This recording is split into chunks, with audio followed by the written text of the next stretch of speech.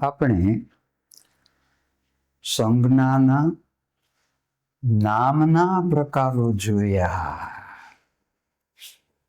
હવે નામ પછી નામ જો એના પદમાં આવે જ છે, પણ સર્વનામ. હવે આપણે આ સર્વનામ વિશે જોઈએ. કોને સર્વનામ કે? તો કે એનું બહુ સરસ વ્યાખ્યા છે કે નામને બદલે વપરાય, નામને બદલે વપરાય તે નામને, નામ નહીં, નામને બદલે જે વાપરવામાં આવે છે તે સર્વનામ કહેવાય. બદલે અમે એકવાર બાળકોને નાટક તૈયાર કરાયું. નાટકમાં એક રાજા હતો. એ બેઠો હોય સિંહાસન ઉપર, અને એનો જે એક માણસ હતો કારભારી, એણે એને કાનમાં હોઠ ફફડાવીને કંઈક મંત્રણા કરવાની હોય, વાત કહેવાની હોય. એટલે એને કાંઈ કહેવાનું નથી, ખાલી આમ હોઠ ફફડાવવાના હોય. અને રાજાએ એમ કહેવાનું પછી સાંભળીને કે વાત એણે જે કહી ને, અચ્છી કહી, અચ્છી કહી, એમ એણે કહેવાનું હતું. પણ બરાબર ખરે વખતે પેલો રાજા કે નહીં, બસ હું નહીં પેલું કરું, તે અમે કીધું કે લા, હવે તારે બદલે અત્યારે કોને રાખવો, તું શું કામ નથી રહેતો કે? ત્યારે એણે કહ્યું કે હું જ્યારે પેલો મને કાનમાં વાત કરે છે ને, એ વખતે એ મને ગાળ્યું દે છે કે, અને પાછું ગાળ્યું સાંભળીને મારે કહેવાનું કે અચ્છી કહી, અચ્છી કહી. એટલે મારે કે મારા બદલે તમે ગોતો કોકને. ત્યાં તો ગોતાય એવું નહોતું, શોધાય એવું નહોતું. પણ અહીંયા તો નામને બદલે જે વપરાય તે સર્વનામ. આપણે કહી ગયા કે હું બોલું છું, તો જુઓ અત્યારે કોણ બોલે છે? તો કે ઉમાકાંત, વ્યક્તિ ઉમાકાંત ખાસ નામ, એ બોલે છે. પણ ઉમાકાંત ન વપરાયું. શું મેં વાપર્યું? તો કે હું. બરાબર. તું સાંભળે છે? તો કે તું સાંભળે છે. જો હું નહીં. હવે શું આવ્યું? તું રમેશ સામે બેઠો હશે, તો કે તું સાંભળે છે. તો રમેશ ન વાપર્યું. મેં શું વાપર્યું? તું સાંભળે છે. પછી એણે કહ્યું કે હમણાં તે પણ આવશે, હમણાં તે પણ આવશે. તો આ તે એક બીજો તેનો મિત્ર હશે, તો એને બદલે એણે શું વાપર્યું? તે વાપર્યું. માનો કે આપણે કેટલીક વાર રમેશ સવારમાં વહેલો જાગે છે, રમેશ સવારમાં વહેલો પ્રાર્થના કરે છે, દાંતણ પાણી કરે છે, પછી ઈશ્વરનું નામ લે છે, પછી રમેશ પાઠ ભણે છે. કેટલી વાર તમે રમેશ રમેશ રમેશ રમેશ કરશો? પણ એકવાર તમે રમેશ મૂકો કે રમેશ સવારમાં જાગે છે, તે હંમેશ પ્રાર્થના કરે છે, તે પછી જ તે ભોજન કરે શીરાવે છે, તો પછી તમે એને બદલે શું વાપર્યું? તો કે તે વાપર્યું. તો આમ નામને બદલે જે વપરાય તે સર્વનામ. હવે આ સર્વનામનું નામ સર્વનામ શું કામ પડ્યું છે, એ જરા બહુ જાણવા જેવું છે. જો માનો કે હું વાપરું છું, તો હું વાપરીશ કે હું બોલ્યો. હા, કોઈ બેન બોલતા હશે તો એમ કહેશે કે હું બોલી. હા, બાળક બોલતું હશે તો કહેશે કે હું બોલ્યું. હા, હું બોલ્યું. અથવા સસલું તે બોલ્યું. તો જો તે બોલ્યું, તે બાળક. તો અહીંયા તમે જોયું કે આ હું છે એ પુલ્લિંગ છે અહીંયા, અને છતાંય તે એ હું જ વપરાણું. પછી આ સ્ત્રી છે એ પણ હું જ વાપરી શકી, બાળક છે એ પણ હું વાપરી શક્યું.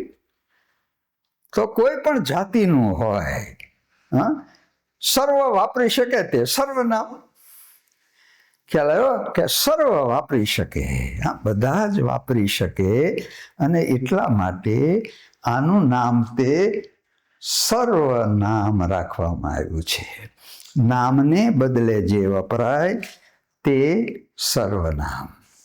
હવે આ હું કોણ છું? હું પુરુષ છું. હવે સંસ્કૃતમાં પુરુષ એ પુરોષેતે એતિ, આ દેહી એક પુર છે, નગર છે, અને એમાં જે રહેલો છે તે ઈશ્વર. એટલે પૂરની અંદર જે શયન કરેલો છે તે, એટલે બધાના પૂરમાં રહેલું જ છે ઈશ્વર. અને એટલા માટે પુરુષ એટલે માત્ર માણસ, આમ પુરુષ વર્ગ પુલ્લિંગ એમ નહીં, ત્યાં પુરુષ બધાય માટે વપરાય છે. સ્ત્રી માટે પુરુષ અને પ્રકૃતિ તો એ બંને માટે વપરાય છે પુરુષ શબ્દ. તો અહીંયા જે બોલે છે પોતે જે છે એ શું કહેવાય?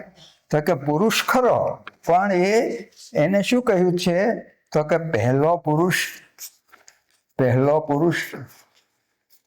પછી સાંભળનાર છે, સાંભળનાર તે બીજો પુરુષ. અને દૂર, જેના વિશે જે દૂર છે તે કેવો થયો? તો કે ત્રીજો પુરુષ. આમ પુરુષવાચક સર્વનામ, હા, આનું નામ જરા જોજો કે પુરુષવાચક સર્વનામ. તો પુરુષવાચક સર્વનામ એના ત્રણ પુરુષ થયા. એક પોતે બોલનાર, એક એ સાંભળનાર, સામે પ્રત્યક્ષ છે તે, અને ત્રીજો તે જેના વિશે કહેવાય છે દૂર છે તે. તો હું, તું, જો આ હું, આ તો સર્વ વાપરે છે ને, એટલા માટે એ સર્વનામ કીધું આપણે. આ સર્વનામ શું કામ કીધું એની વાત કરીએ આપણે. પણ હવે જો આ હું બોલું છું, આ હું એ પહેલો પુરુષ થયો. પછી તું, જો હું બોલું છું, આ પહેલો પુરુષ હું. પછી તું બોલે છે કે આ તું તે બીજો પુરુષ થયો. અને તે બોલે છે એટલે તે એ આ કેટલામાં પુરુષ થયો? ત્રીજો પુરુષ થયો. એટલે પુરુષના એક વચનમાં શું થયું? આ એક વચન છે. હું, તું અને તે પુરુષવાચક સર્વનામ એના એક વચનના રૂપો થયા. હવે હુંનું બહુવચન શું થશે? હું આવું છું. પણ આપણને તો બધાને જમવાનું કીધું છે, તો આપણે શું વાપરશું? હું એક નહીં, શું કહેશું? આખા ઘરનાને કીધું છે જમવાનું, તો શું કહીએ? હું નહીં, હું અમે કહેશું કે અમે આવીશું. તો હુંનું બહુવચન શું થયું? અમે. એ જ રીતે તુંનું બહુવચન શું થયું? તમે. બહુમાન આપવું હોય તો એકવચનમાં પણ આપ કહી શકાય, પણ આ પુરુષવાચક સર્વનામ છે, માનાર્થ થયું આપ. બીજું તે, તો એનું બહુવચન શું થશે? તો કે તેઓ. તો આ પુરુષવાચકના એક વચન, પુરુષવાચક પહેલો પુરુષ હું, બીજો પુરુષ તું, ત્રીજો પુરુષ તે, એનું બહુવચન અમે, તમે અને તેઓ.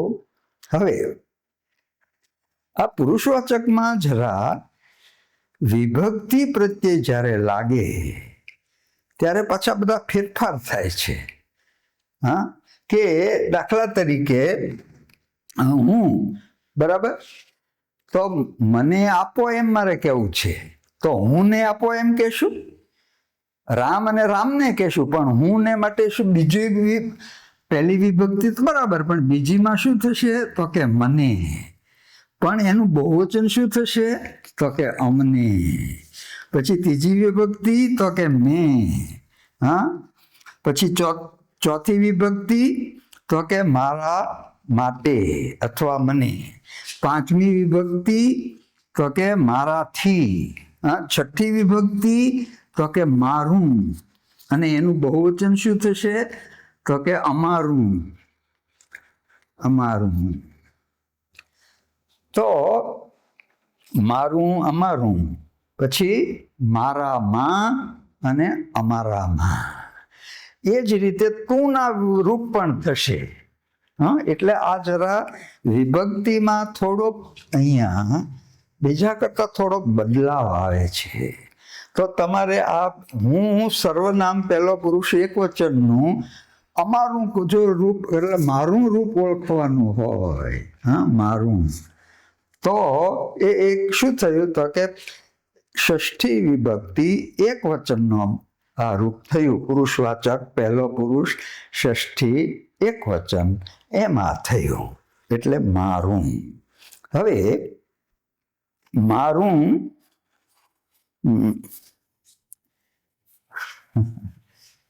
અહીંયા એક પંક્તિ લઈએ. તમે સૌ કહો છો અમારું અમારું. હા, આપણે આ બધું અમારું અમારું કરીએ છીએ ને, પણ અમારું એટલે તો અમારું, એટલે તો નથી કઈ તમારું. જો અમારું, એટલે નીતિ, તો અનીતિ, તો અમારું. જો અમારું, તમે સૌ કહો છો અમારું અમારું, અમારું એટલે તો નથી કઈ તમારું, તો અમારું. પણ અહીંયા આપણે ષષ્ઠીનો પ્રત્યય જોવાનો છે કે હુંના પુરુષવાચકમાં ષષ્ઠીમાં એક વચનમાં મારું થશે, બહુવચનમાં અમારું થશે, મારામાં અમારામાં. એ જ રીતે તારું અને તારામાં, એમ તારું અને તમારામાં એમ થશે. તો આ પુરુષવાચક સર્વનામ થયું. પછી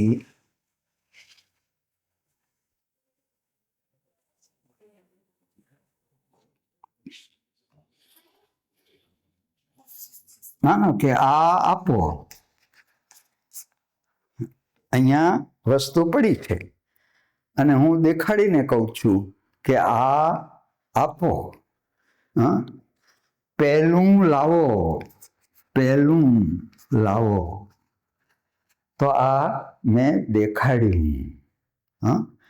તો આ એ વસ્તુનું નામ મેં નથી લીધું, પણ એને બદલે શું કીધું, આ આપો. તો આ લાવો, પેલી ખુરશી લાવો. તો એ જે પહેલા આ વિકારી છે, તો આને દર્શન કરાવ્યું વસ્તુનું, દર્શન કરાયું છે, એટલે આ દર્શક સર્વનામ. પેલા પુરુષવાચક સર્વનામ,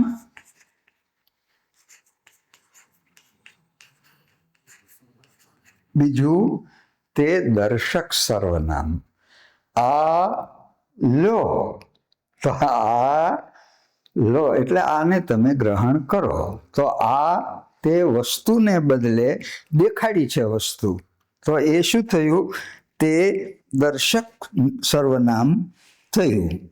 પછી હવે માનો કે જો જે કામ કરશે, જે ગુનો કરશે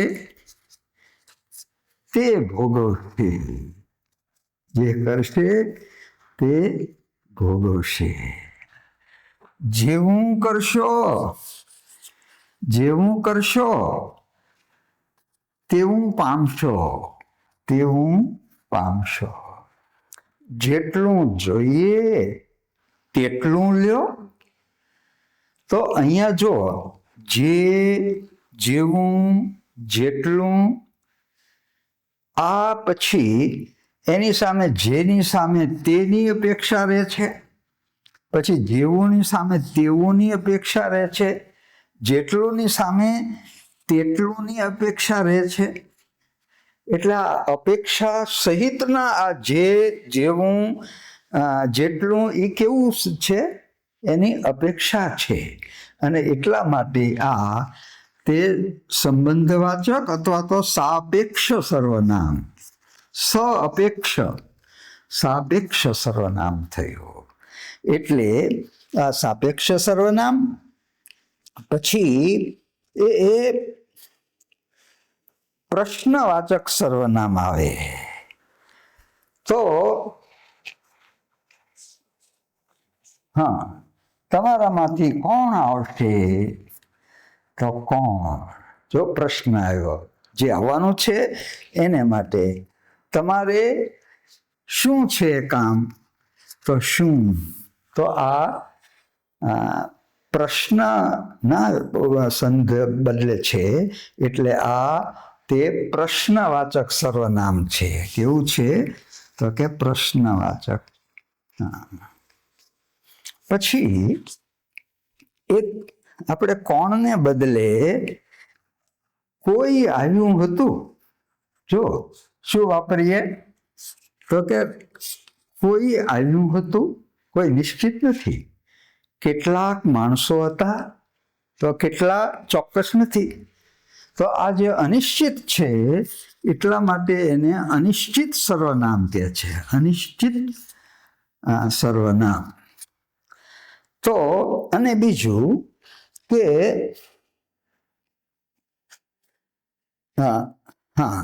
હવે જે આપણે પહેલા એક વાત કરી ગયા કે હું પોતે આમ કરીશ, તો હું તો વાપર્યું છે, પણ વધારામાં પાછું પોતે વાપર્યું છે. જો આપણે જાતે કામ કરીએ ને, તો થાય. જાતે કરીએ તો થાય. તો જાતે.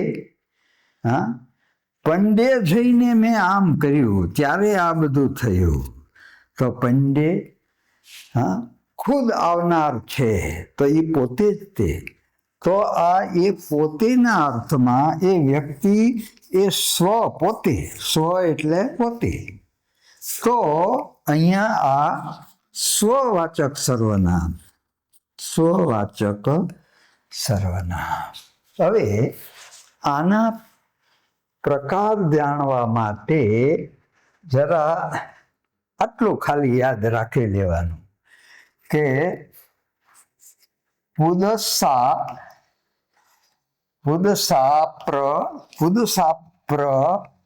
અસ્વ. અસ્વ. જો પુદસાપ્ર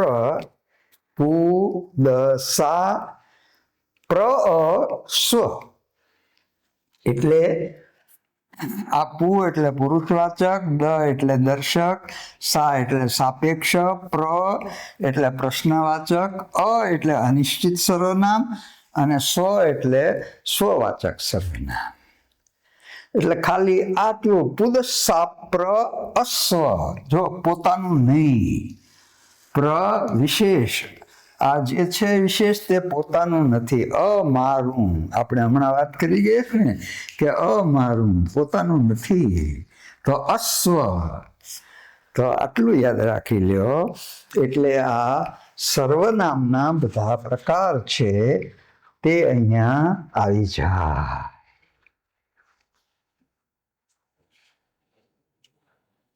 એક તે ભાઈ, તે બહેન આમ કર્યું. હવે આપણે એવા કહીએ છીએ કે આ સર્વનામ છે, બધા વાપરી શકે. પણ અંગ્રેજીની અસર હેઠળ, અંગ્રેજીમાં જેમ હી અને શી છે ને, એની હેઠળ ઘણા પાછું તે અને સ્ત્રી હોય તો તેણી વાપરે છે. તો આ તેણી એ સાચું નથી. તે જ વપરાય.